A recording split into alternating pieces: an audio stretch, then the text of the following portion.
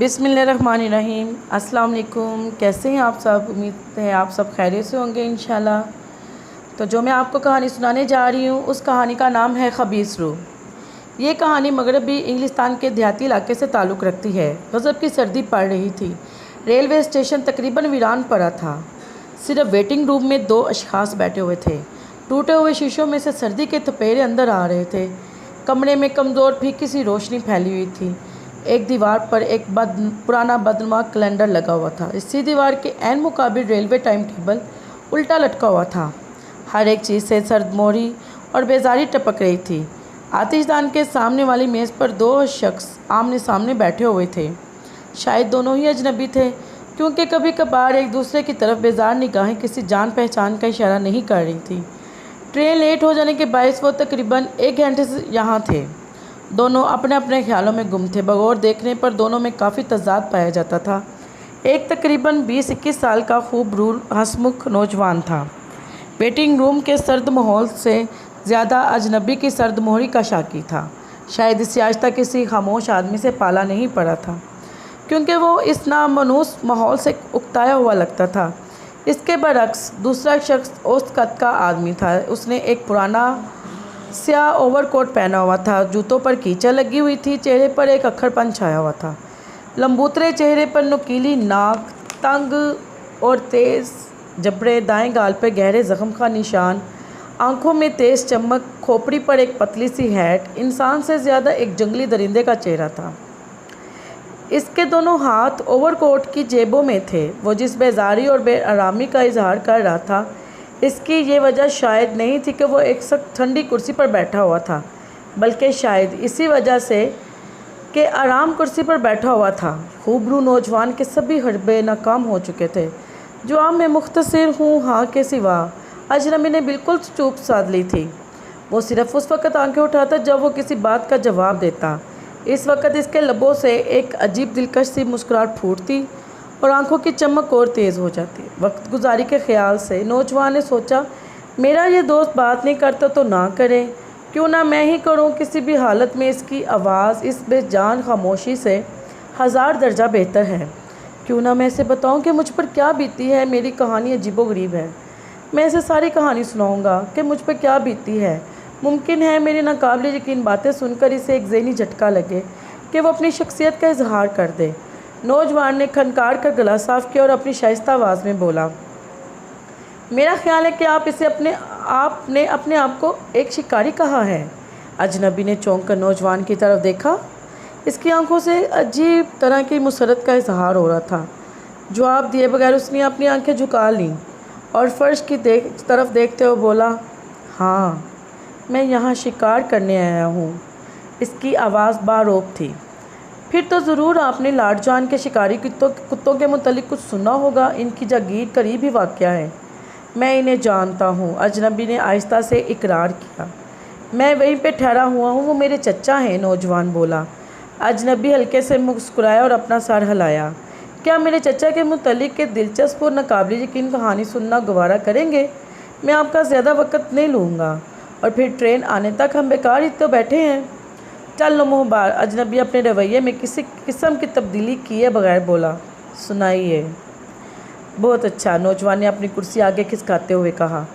جیسا کہ آپ نے میرے چچا کے متعلق سن رکھا ہے کہ وہ خاموش زندگی بسر کرتے ہیں۔ ان کی کوٹھی ایک پرانی حویلی کی مانند ہے۔ اپنی جاگیر کو وہ معمولی نفع پر چلاتے ہیں۔ اپنا بیشتر وقت وہ صرف گھوڑے کی سواری اور شکار میں گزارتے ہیں۔ شکار سے ان کا شوق دیوانگی کی حد تک بڑھا ہوا ہے۔ ان کا حلقہ احباب بہت چھوٹا ہے۔ ہمسایوں سے بھی ان کے خاص تعلقات نہیں ہیں۔ اتفاقاً ہی کسی پڑوسی سے ملاقات ہو جاتی ہے۔ اس دنیا میں رہ کر بھی وہ اس دنیا سے دور ہیں۔ میرے چچا نے ابھی تک شادی نہیں کی۔ چونکہ میں ان کے بھائی کا اکلوتا بیٹا ہوں، اس لیے میں ہی ان کی تمام جائیداد کا مالک ہوں اگر ایک واقعہ پیش نہ آتا۔ جنگ عظیم کے دوران انہوں نے کسی جوش و خروش کا اظہار نہ کیا۔ میرے خیال میں شاید انہیں واضح طور پر یہ بھی معلوم نہیں تھا کہ دنیا کے عظیم طاقتوں میں جنگ چھڑ گئی ہے۔ بہرحال وہ اپنے رنگ میں مست رہے اور عالمی جنگ کو تسلیم کرنے سے انکار کر دیا۔ اس صورتحال سے عوام میں ان کے خلاف ناراضگی کی ایک لہر دوڑ گئی، کیونکہ وہ حسب معمول شکار میں مصروف رہے۔ حالانکہ اس وقت جوان اور مضبوط شکاریوں کے بدلے بوڑھے ملازموں سے ہی کام چلانا پڑا، پھر بھی انہوں نے جنگلی لومڑیوں کا خوب شکار کیا۔ آپ جانتے ہی ہوں گے کہ اس علاقے میں لومڑیاں بہت پائی جاتی ہیں۔ کچھ عرصے بعد ایک عوامی وفد ان سے ملنے آیا، جس نے ان سے درخواست کی کہ وہ جنگلی لومڑیوں کے شکار کے ساتھ ساتھ اس قومی جدوجہد میں حصہ لیں۔ تدبر کے ساتھ دیتے ہوئے میرے چچا نے ان سے وعدہ کیا کہ وہ حسب توفیق کچھ نہ کچھ کریں گے۔ انہوں نے اعتراف کیا کہ وہ اس جنگ سے بے تعلق رہے ہیں، جس کے بارے میں چونکہ انہوں نے زندگی بھر اخبار کا مطالعہ نہیں کیا ہوا تھا، انہوں نے صرف سرسری طور پر سن رکھا تھا۔ دوسرے ہی دن سے انہوں نے لندن سے ٹائمز منگوانا شروع کر دیا۔ چند روز بعد انہوں نے سوشل سروس کے طور پر ایک جنگی ریفیوجی کے پالنے کی ذمہ داری بھی قبول کی۔ یہ ریفیوجی ایک بیلجین گونگی لڑکی تھی۔ اس نے میرے چچا کے ساتھ بود و باش اختیار کی۔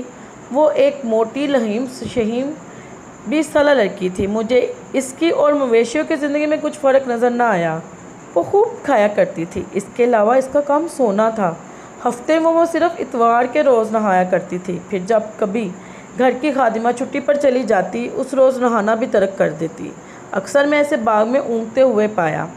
وہ یا تو پڑھنا نہیں جانتی تھی یا بالکل آہستہ پڑھتی تھی، کیونکہ 11 سال تک میں نے اس کے پاس صرف ایک ہی کتاب میکسیکو کی فتح دیکھی۔ وقت گزرنے کے ساتھ ساتھ چچا کی شفقت اس لڑکی کے ساتھ بڑھتی گئی۔ جنگ کے بعد اس لڑکی کے واپس بیلجین جانے کا کوئی سوال نہیں اٹھا، کیونکہ قانونی طور پر چچا نے اسے اپنی لڑکی کی حیثیت سے اپنا لیا اور مجھے بے دخل کر کے اسے وارث بنا لیا۔ وقت گہرے سے گہرے زخم کو بھر دیتا ہے۔ آخرکار میرے دل میں چچا کی طرف سے رنجش ختم ہو گئی۔ میں ہر سال اس علاقے میں چچا کے ساتھ شکار میں شریک ہوتا۔ اس علاقے میں چھپی ہوئی خوبصورتی نے میرے دل پر کافی گہرا اثر کیا۔ اس سال میں 3 دن پہلے یہاں وارد ہوا۔ مجھے یہاں کوئی ہفتہ بھر ٹھہرنا تھا۔ حسب توقع چچا کی صحت اچھی تھی۔ بیلجین لڑکی جو شاید ہر قسم کی بیماریوں کے حملے سے بالا تر تھی، ایک موٹے تازے بھینسے کی مانند تھی۔ جب سے وہ چچا کے پاس آئی تھی اس کا وزن بڑھتا رہا۔ شام کے کھانے پر میں نے محسوس کیا کہ چچا غیر معمولی طور پر اداس ہیں۔ انہوں نے آنکھوں کی گہری چمک کھو دی ہے۔ کھانے کے دوران وہ بالکل چپ بیٹھے رہے۔ انہوں نے مجھے اشارہ کیا کہ میں ان کے کمرے میں آؤں۔ اس سے پہلے انہوں نے مجھ سے ایسا کبھی نہیں کہا تھا۔ چنانچہ میں اس اچانک دعوت پر بڑا حیران ہوا۔ ان کے کمرے میں دیواروں پر نقشے اور لومڑیوں کی کھالیں لٹکی ہوئی تھیں۔ کمرے میں پرانی کتابیں، دستانے، فرنیچر، جوتے، چوہے دان، کارتوس اور 20 یوں اشیاء بکھری پڑی تھیں۔ کسی انسان سے زیادہ یہ کمرہ ایک جانور کا غار لگتا تھا۔ میں بہت پریشان ہوں، چچا نے مجھ سے مخاطب ہو کر کہا۔ میں نے ہمدردانہ لہجہ اختیار کیا اور ان سے ان کی پریشانی کی وجہ پوچھی۔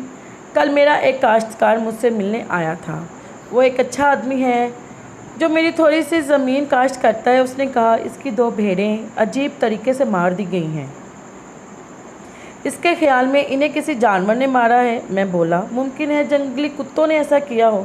چچا نے ساری لایا بولے اس آدمی نے ایسے مویشی دیکھے ہیں جنہیں کتوں نے مارا ہے۔ کتوں کے مارے ہوئے جانوروں پر جگہ جگہ زخموں کے نشان ہوتے ہیں۔ کھال پھٹی ہوتی ہے، وہ کسی کونے میں لے جا کر مویشیوں کو مارتے ہیں۔ کتوں کے شکار میں صفائی نہیں پائی جاتی۔ میں نے خود ان بھیڑوں کو دیکھا، ان کے گلے کاٹے ہوئے تھے، کسی جگہ زخموں کے نشان نہیں تھے اور دونوں خالی جگہ ماری گئی تھی۔ جس نے بھی ان کو شکار کیا تھا وہ کسی بھی کتے سے زیادہ چالاک اور طاقتور ہے۔ میں نے کہا ممکن ہے کسی سفری سرکس سے کوئی جنگلی درندہ بھاگا ہو اور وہی ان وارداتوں کے پیچھے ہو۔ نہیں، آج تک اس علاقے سے کوئی سرکس نہیں گزرا۔ چند لمحوں تک ہم دونوں خاموش رہے۔ میرے خیال میں چچا حد سے زیادہ پریشان تھے اور وہ بھی اس معمولی واقعہ پر۔ میں اور تفصیل کے انتظار میں رہا۔ ناگواری کے لہجے میں چچا نے کہا آج صبح سویرے ایک اور مویشی مارا گیا اور وہ بھی اسی طریقے پر۔ ممکن ہے یہ کسی ایسے جنگلی درندے کا کام ہو جو نزدیکی جنگل میں چھپا ہوا ہو۔ ہم نے اس سارے جنگل کی خاک چھان ماری اور کچھ نہ پایا سوائے چند نشانات کے۔ کیسے نشانات؟ چچا نے گہری سانس لی اور بولے وہ آدمی کے قدموں کے نشان تھے۔ ایک تکلیف دہ خاموشی کے بعد مجھ سے رہا نہ گیا اور میں نے پوچھا لیکن آپ اتنے پریشان کیوں ہیں؟ آپ کے مزاروں کے کچھ بھیڑیں ماری گئیں۔ یہ واردات کچھ زیادہ پریشان کن نہیں ہے۔ ان واقعات کے پیچھے چھپا ہوا راز زیادہ دیر تک نہیں چھپا رہ سکے گا۔ جو کوئی بھی ایسی حرکت کرتا آخرکار پکڑا جائے گا یا مارا جائے گا۔ زیادہ سے زیادہ 2-1 بھیڑیں اور ماری جائیں گی۔ میری بات ختم ہوتے ہی چچا کے چہرے پر ندامت طاری ہو گئی۔ شاید وہ کسی ذاتی راز سے پردہ اٹھانے والے تھے۔ بیٹے، میں تمہیں کچھ بتانا چاہتا ہوں۔ اس کے بعد ان کی کہانی یوں تھی۔ تقریباً 25 سال قبل میرے چچا نے گھر میں ایک نئی خادمہ رکھی۔ اس عورت کی عمر 30 سال کے قریب تھی۔ وہ سانولی اور غیر معمولی طور پر لمبی تھی۔ انہوں نے اس کے متعلق زیادہ تو نہیں بتایا، البتہ بقول ان کے اس کے پاس کچھ غیر معمولی قوتیں تھیں۔ چند ماہ تک تو میرے چچا نے اس کا کچھ خیال نہ کیا، لیکن پھر بعد میں انہوں نے اس عورت کے ساتھ تعلقات قائم کر لیے۔ اس نے بھی کوئی اعتراض نہیں کیا۔ ایک دن یہ عورت ان کے پاس آئی اور کہا کہ وہ اس کے بچے کی ماں بننے والی ہے۔ چچا نے اس کا کوئی خاص اثر نہ لیا، لیکن جب اس عورت نے یہ اظہار خیال کیا کہ وہ اس کے ساتھ باضابطہ شادی کر لے تو وہ غصے میں برا فروختہ ہو گئے۔ انہوں نے اس عورت کے ساتھ شادی کرنے سے صاف انکار کر دیا اور اس عورت کو فوراً گھر سے نکل جانے کو کہا۔ بجائے اس کے کہ یہ عورت رونا دھونا شروع کرتی یا لڑتی جھگڑتی، اس نے اپنی علاقائی بولی میں کوئی گانا گانا شروع کر دیا اور خالی خالی نظروں سے چچا کو گھورنے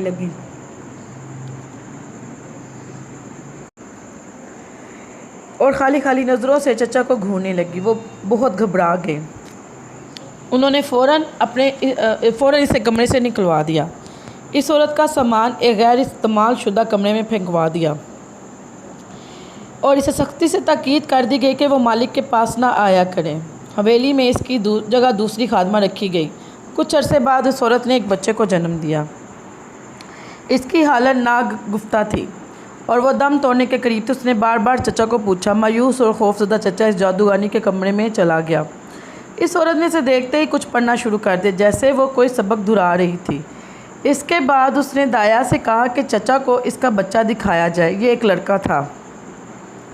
چچا نے محسوس کیا کہ یہ دایا مجبور اس بچے کو ہاتھ لگا رہی ہے۔ یہی تمہارا وارث ہے، دم توڑتی عورت بولی۔ میں نے اسے سب کچھ کہہ دیا ہے، میرے لیے یہ ایک اچھا بیٹا ثابت ہوگا۔ اس کے بعد وہ بولی، اگر تم نے اس کے علاوہ کسی دوسرے کو وارث بنایا تو اسے بد دعا لگ جائے گی اور یہ خبیث لڑکا اس سے انتقام لے گا۔ عورت کا چہرہ مرجھا گیا، وہ دم توڑ گئی۔ جب بھی میرے چچا نے باہر نکلنے کے دروازہ کھولا تو دائی نے اسے اشارے سے بلایا اور لڑکے کا ہاتھ دیکھنے کو کہا۔ موٹے نرم ہاتھ کھولتے ہوئے پہلے تو اسے کوئی غیر معمولی بات نہیں دکھائی دی، لیکن بغور دیکھنے پر اسے پتہ چلا کہ دونوں ہاتھوں کی تیسری انگلی دوسری انگلی سے کافی حد تک لمبی تھی۔ چچا بولے، اس بات کے پیچھے چھپی ہوئی کہانی دریافت کرنے پر مجھے کافی وقت لگا۔ میرے نوکروں نے جان بوجھ کر اس کے متعلق کچھ نہیں بتایا، لیکن بڑی مشکل سے گاؤں کے ڈاکٹر نے مجھے یہ بات بتائی جو خود اسے گاؤں کی ایک بوڑھی عورت نے بتائی تھی، وہ یہ کہ جن لوگوں کی تیسری انگلی دوسری انگلی سے کافی حد تک لمبی ہو وہ خبیث ہوتے ہیں اور وہ کسی بھی وقت، لیکن عام طور پر رات کے وقت، اپنی ماہیت بدل لیتے ہیں۔ وہ آدمیوں سے بھیڑیے بن جاتے ہیں۔ یوں کہو کہ گاؤں کے لوگ اس تبدیلی پر یقین رکھتے ہیں۔ بقول ان کے یہ آدمیوں کا خاص طور پر شکار کرتے ہیں۔ تم نے ڈریکولا کے متعلق تو ضرور سنا ہوگا۔ جس طرح وہ خبیث رات کو آدمیوں کا خون پی جاتا تھا، اسی طرح یہ انسانی بھیڑیے بھی رات کو آدمیوں کا خون پیتے ہیں۔ چند لمحے رک کر چچا پھر بولے، میرے ہی ملازم کی بیوی نے اسے گود لے لیا۔ وہ ایک سخت دل عورت تھی اور ان فضول تہمات پر یقین نہیں رکھتی تھی۔ 10 سال کی عمر تک یہ بچہ اس کے پاس رہا اور پھر اچانک غائب ہو گیا۔ میں نے تب سے اس کے متعلق کچھ نہیں سنا، لیکن کل ماحول پر سناٹا سا چھا گیا تھا۔ میں اپنے ذہن میں اس خبیث کا جائزہ لے رہا تھا۔ اب تک تو میں نے اپنے چچا کی تسلیاں ہی دیتا رہا تھا، لیکن اب میں خود ڈر محسوس کر رہا تھا۔ کیا آپ یقین کرتے ہیں کہ یہ آپ کا ہی لڑکا ہے جو مویشیوں کو ہلاک کرتا ہے؟ میں نے سوال کیا۔ ہاں، شاید مجھے ڈرانے کے لیے یا بطور وارننگ، چچا افسردگی سے بولے۔ آخر وہ مویشی مارنے تو یہاں نہیں آیا۔ پہلی مرتبہ مجھے اس چڑیل کی بد دعا کا صحیح اندازہ ہوا ہے۔ شکاری شکار کرنے کے لیے آ گیا ہے۔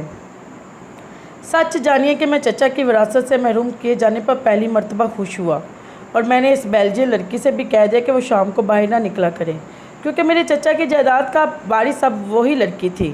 میں اقرار کرتا ہوں کہ وہ رات میرے لیے آرام دہ ثابت نہ ہوئی۔ رہ کر اس بھیڑیے کا خیال آتا رہا۔ یہ میرے تخیل کا کرشمہ تھا کہ میں نے رات بھر بھیڑیے کی خوفناک آوازیں سنی، یا سچ مچ میں صحیح طور پر نہیں جانتا۔ البتہ صبح سویرے جب میں کپڑے بدل رہا تھا کہ میں نے ایک چڑھاوے کو گیٹ سے باہر نکلتے دیکھا۔ ناشتے کے دوران چچا نے مجھے مطلع کیا کہ آج رات کو ایک بھیڑ اور ماری گئی ہے، وہ بھی چوکیدار کی نگاہوں تلے۔ اس کے بعد تھر تھرا رہی تھی۔ وہ بار بار اس لڑکی کی طرف دیکھتا جو حالات سے بے خبر اس طرح اپنا پیٹ بھاری تھی جیسے کسی کھانے کے مقابلے میں بیٹھی ہو۔ ناشتے کے بعد ہم پورے اقدامات اٹھانے کا فیصلہ کیا۔ میں اس مہم کا حال بیان کر کے آپ کا زیادہ وقت نہیں لینا چاہتا۔ مختصر یہ کہ ہماری تمام کوششیں ناکام ثابت ہوئی۔ سارا دن ہم نے 30 آدمیوں کو لے کر پورے جنگل کی خاک چھانی۔ ہمارے ساتھ شکاری کتے بھی تھے، لیکن نتیجہ وہی ڈھاک کے 3 پات۔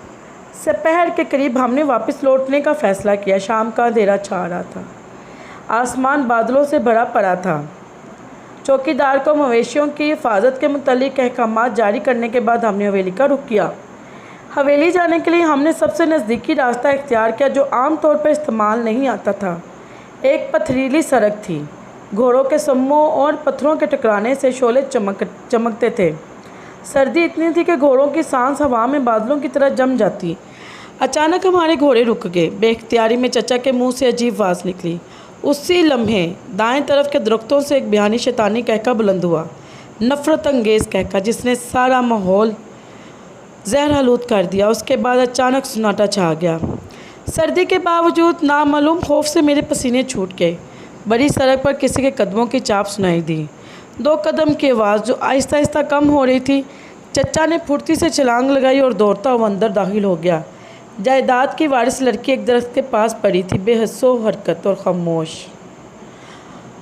ہم آگے بڑھے۔ میرے لیے وہ ہمیشہ ایک مویشی کی مانند تھی، اس وقت بھی۔